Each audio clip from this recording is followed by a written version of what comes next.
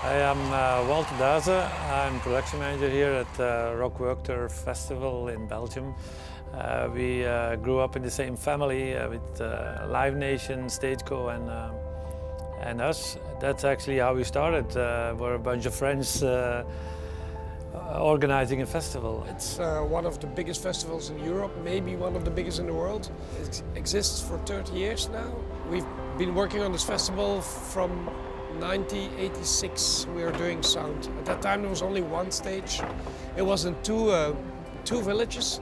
So we did an overnight from one village to the other. It was exactly the same lineup, exactly the same PA, exactly the same light. So it was a really big enterprise to take everything down and put it up again overnight. And then the festival became bigger and bigger, and now it's a 5-stage festival. It was a lot different, of course. It was like the first year I was here, 30,000 people. U2 was there, Simple Minds, young bands at that time. It was very popular already, but of course productions were not what productions are today. Now we see people showing up with 10 trailers of equipment like Metallica and Rammstein does. At that time it was a van. There was hardly any PA and not enough PA at that time, so we really had to be creative to find solutions with a growing audience. I started working at DML when it was a really small company. We did a demo actually at this festival on a small stage with the first Y18 system ever, and we were immediately impressed. The difference from the regular PA systems we had before was huge. Since we had that, we started using it first on the main stage, then on the other stages and tents. The only line array at that time that really was out was the VDOSC, and although it was a good system and everybody was really impressed because it was the first line array system, I always thought that Adamson was one step further than VDOSC. The horizontal dispersion was much better, and I am a rock and roll guy, so I liked the balls in the sound of the... We always said, like, we have a VDOSC system with balls. We use Adamson speakers on all stages for many years now.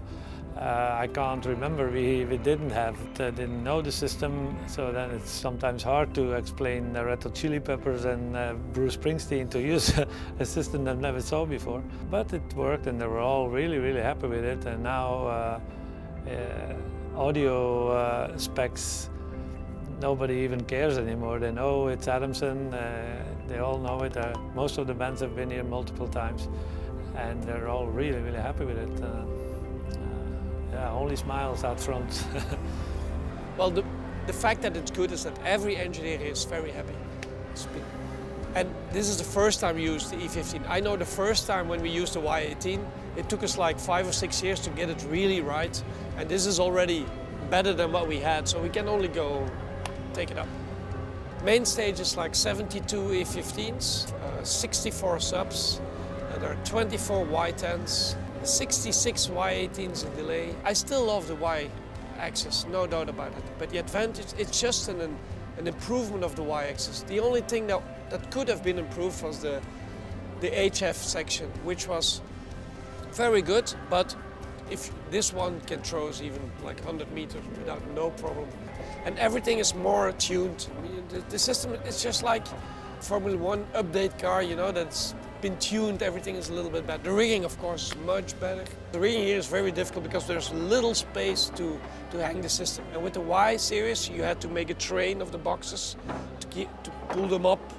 And this one goes up straight, so you need only like 2 square meters to lift it. It was like one engineer could do it, and I think the system was up in 2 hours or something. It was very fast. We're world famous in Belgium for festivals. Every weekend we're somewhere else and using Adamson PA. You have to experience it to know what it is.